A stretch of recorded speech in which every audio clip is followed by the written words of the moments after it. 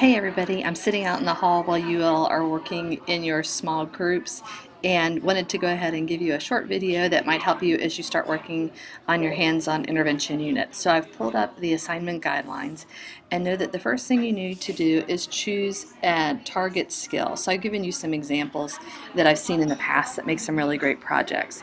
Ideally, you're going to choose a project that you think might be useful to you, that you know is a challenge for students with disabilities in a grade that you would like to teach. And the skills that I've listed here all can be really challenging. So spelling or decoding multisyllabic words are complicated. Decoding compound words can be very complicated. Mastering time to the hour, half hour is always difficult. You can choose really any skill. You can choose multiplication of one-digit numbers. You pick.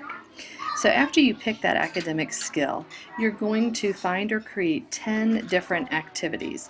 And these activities, by the name of this assignment, have to be hands-on and interactive. So we're thinking of games, activities, things kids can do.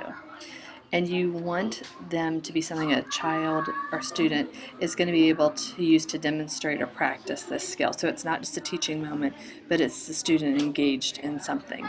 You are welcome to use a source like Teachers Pay Teachers. You can use Laura Chandler's website. Anywhere where you can get great activities, you're welcome to use those. You just need to give credit to those authors, and we'll talk about that in just a second. So, in all the activities that you do, know that at least one activity has to include technology. And I would, of course, love it if multiple activities include technology, but at least one. So in that, we're thinking of a website or an app that would work. So on the scoring guide, I know that you have to fill this out for me. I love my scoring guides. You're going to say the target skill that you're choosing. So I'm going to change this information, and again, you're typing right on here, is multi-syllabic words. And look at that, I've chosen a skill. I'm going to give myself not D points, 5 points.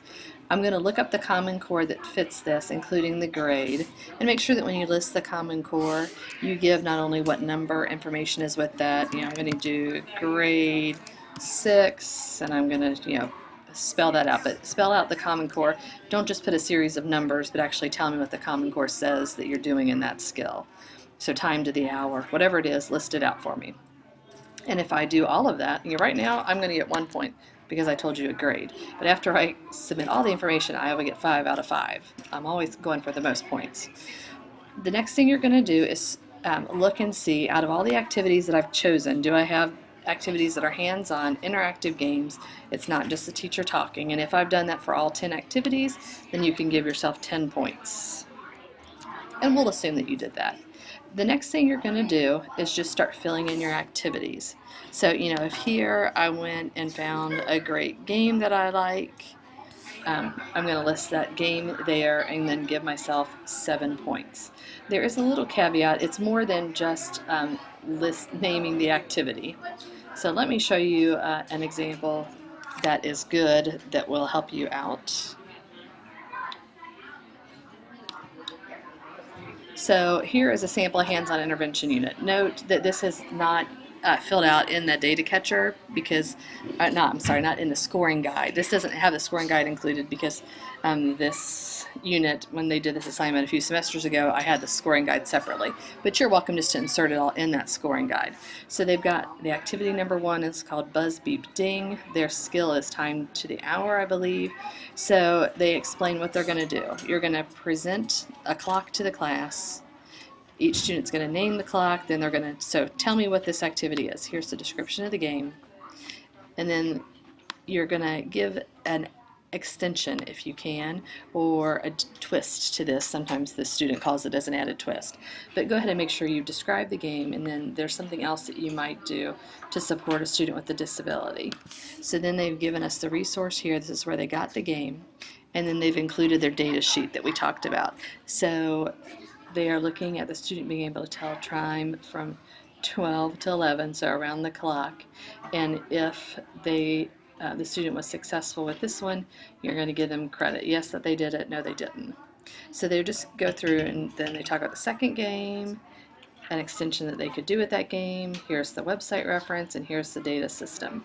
I did mention to you, if you have 5 games that all are using the same word system. Like with multisyllabic words, a lot of times you find games that use the same words.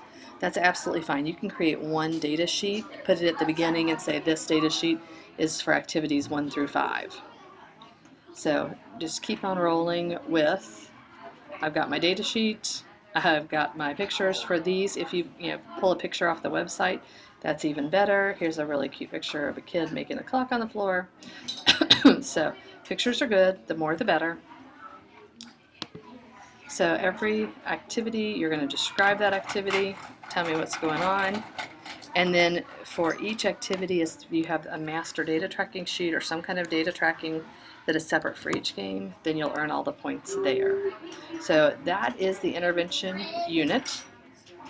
If you want to include, if you're pulling from, like this person did not use Teachers Pay Teachers, I don't think, but if you're pulling from a site that has worksheets, then you can insert the PDF files in here. I absolutely appreciate that. That makes it easier to see what you're doing.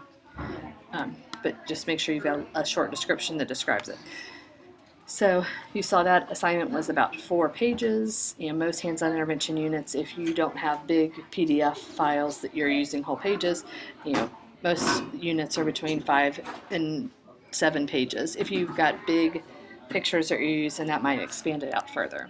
So I hope this explanation helped. Please feel free to ask other questions if you've got them. I look forward to seeing your units.